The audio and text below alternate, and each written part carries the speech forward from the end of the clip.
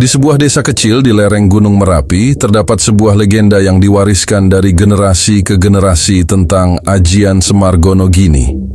Ajian ini dikenal sebagai ilmu kanuragan yang dipercaya mampu membawa keberkahan, perlindungan, dan kewibawaan bagi pemiliknya.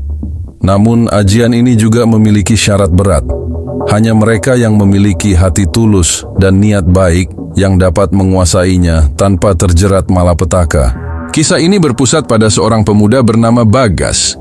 Ia adalah anak seorang petani miskin yang tinggal di desa Candirejo. Kehidupan Bagas penuh dengan perjuangan sejak kecil. Setelah kematian ayahnya, ia menjadi tulang punggung keluarga untuk menghidupi ibunya yang sakit-sakitan dan dua adiknya yang masih kecil. Meski hidup dalam kekurangan, Bagas memiliki tekad besar untuk mengubah nasib keluarganya. Bagas adalah pemuda sederhana yang dikenal pekerja keras. Setiap pagi ia pergi ke ladang, bekerja sebagai buruh tani untuk para juragan desa. Namun, penghasilannya tak seberapa, sehingga seringkali ia merasa putus asa. "Apa hidupku akan begini terus, Bu?" tanya Bagas pada ibunya suatu malam. Ibu Bagas hanya tersenyum lemah. "Bagas, hidup ini memang berat, tapi kita harus percaya bahwa Gusti Allah punya rencana untuk kita. Jangan pernah menyerah, Nak." Namun, meski ibunya selalu memberi nasihat yang menenangkan, Bagas tetap merasa resah. Ia sering memikirkan cara untuk keluar dari jerat kemiskinan, tetapi segala usahanya selalu menemui jalan buntu. Hingga suatu hari, seorang pria tua bernama Mbah Karto, yang dikenal sebagai dukun sekaligus sesepuh desa, datang ke ladang tempat Bagas bekerja. "Bagas, aku sudah memperhatikanmu sejak lama," kata Mbah Karto. "Kamu punya hati yang tulus dan tekad yang besar. Kalau kamu mau, aku bisa memberimu sebuah ajian yang akan membantumu mengubah nasib."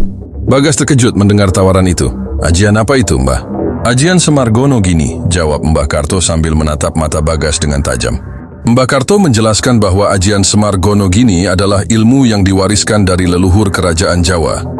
Ajian ini mengandung kekuatan besar yang mampu menarik rejeki, memberikan perlindungan dari bahaya, dan meningkatkan wibawa seseorang. Semar adalah simbol kebijaksanaan, sementara Gonogini melambangkan keseimbangan hidup antara duniawi dan spiritual. Ilmu ini akan membantumu jika kamu menjalankannya dengan hati yang tulus dan niat untuk kebaikan, jelas Mbah Karto. Namun, ia juga memperingatkan bahwa ajian ini memiliki pantangan berat.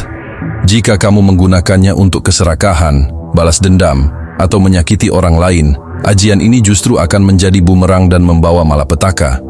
Bagas merasa bimbang. Di satu sisi, ia ingin memperbaiki nasib keluarganya. Di sisi lain, ia takut melanggar pantangan yang disebutkan oleh Mbah Karto. Setelah merenung selama beberapa hari, ia akhirnya memutuskan untuk menerima ajian tersebut dengan satu tujuan: membawa kehidupan yang lebih baik untuk keluarganya. Ritual penurunan ajian Semar Gonogini dilakukan di sebuah gua keramat di dekat desa. Malam itu, di bawah sinar bulan purnama, Bagas duduk bersila di depan Mbah Karto yang memimpin ritual tersebut. "Bagas, malam ini kamu akan menerima ilmu ini, tetapi ingatlah, kamu harus menjalankan hidupmu dengan penuh kebijaksanaan dan kebaikan. Jangan biarkan nafsu menguasaimu," kata Mbah Karto sebelum memulai. Ritual itu berlangsung selama 3 jam. Mbah Karto melantunkan mantra-mantra kuno sambil menaburkan bunga 7 rupa di sekitar Bagas. Setelah itu, ia memberikan selembar daun lontar yang berisi tulisan aksara Jawa kuno. "Daun lontar ini adalah simbol dari ajianmu. Bacalah setiap malam Jumat Kliwon dan pastikan kamu menjaga tubuh, pikiran, dan hatimu tetap bersih," pesan Mbah Karto. Setelah ritual selesai, Bagas merasa tubuhnya dipenuhi energi yang belum pernah ia rasakan sebelumnya. Ia tidak hanya merasa lebih kuat secara fisik, tetapi juga lebih percaya diri dan tenang secara batin. Hari-hari setelah menerima ajian itu, kehidupan Bagas mulai berubah. Ia merasa lebih mudah dalam bekerja, dan hasil kerjanya selalu dihargai lebih oleh para juragan. Beberapa hari kemudian, seorang juragan besar di desa menawarkan Bagas pekerjaan tetap sebagai pengelola ladangnya. "Bagas, saya lihat kamu pekerja yang jujur dan rajin. Mulai besok kamu urus ladang saya, upahnya akan saya naikkan 2 kali lipat, kata juragan itu. Bagas tidak menyangka tawaran itu datang begitu tiba-tiba. Dalam hati ia bersyukur atas ajian yang telah memberinya keberkahan. Namun, keajaiban tidak berhenti di situ. Dalam waktu beberapa bulan, Bagas berhasil menyisihkan uang untuk memperbaiki rumahnya yang hampir roboh. Ia juga mulai menabung untuk biaya sekolah adik-adiknya. Kesuksesan yang diraih Bagas menarik perhatian banyak orang di desa. Beberapa dari mereka memuji kerja kerasnya, tetapi tidak sedikit pula yang merasa iri dan curiga. Apa Bagas pakai ilmu gaib? Kok tiba-tiba hidupnya berubah drastis? Bisik seorang tetangga kepada yang lain. Gosip itu akhirnya sampai ke telinga Bagas. Awalnya, ia tidak terlalu memedulikannya. Namun, godaan mulai datang ketika seorang pedagang kaya menawarkan Bagas peluang bisnis yang tampak menguntungkan, tetapi sebenarnya penuh dengan tipu daya. Bagas, kalau kamu mau bergabung dengan usahaku, kita bisa untung besar. Kamu hanya perlu meminjamkan sedikit uangmu untuk modal, kata pedagang itu. Bagas hampir tergoda, tetapi ia teringat pesan Mbah Karto tentang pantangan ajian ini. Dengan tegas, ia menolak tawaran itu. Maaf Pak, saya tidak ingin mengambil risiko yang bisa merugikan orang lain, jawabnya. Keputusannya untuk menolak tawaran itu ternyata menyelamatkannya. Beberapa minggu kemudian, ia mendengar bahwa pedagang tersebut terlibat dalam kasus penipuan yang merugikan banyak orang. Salah satu syarat penting dari ajian Semargono Gini adalah berbagi rejeki dengan orang lain. Ia mulai mengadakan kegiatan sosial kecil-kecilan, seperti membagikan sembako untuk janda tua atau membantu memperbaiki rumah tetangganya yang rusak. Tindakan-tindakan ini membuatnya semakin dihormati oleh warga desa. Bagas, kamu memang contoh pemuda yang patut diteladani. Semoga keberkahan selalu menyertaimu, kata Pak Lurah suatu hari. Bagas merasa bahagia karena ia tidak hanya berhasil memperbaiki nasib keluarganya, tetapi juga menjadi manfaat bagi orang lain.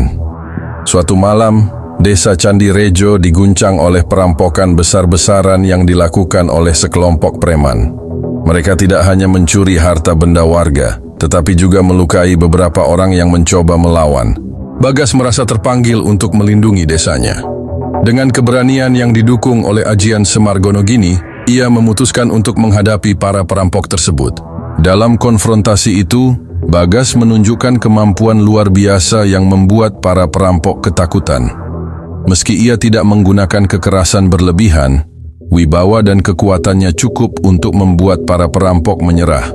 Kejadian itu semakin mengukuhkan posisi Bagas sebagai pelindung dan panutan di desanya. Seiring waktu, Bagas menyadari bahwa kekuatan ajian Semargono Gini bukan hanya tentang kemampuan fisik atau keberuntungan, tetapi tentang bagaimana ia menjalani hidup dengan keseimbangan antara duniawi dan spiritual. Ia belajar bahwa ajian ini mengajarkan 3 nilai utama. 1. Kebijaksanaan. Menggunakan kekuatan untuk membantu, bukan untuk merugikan.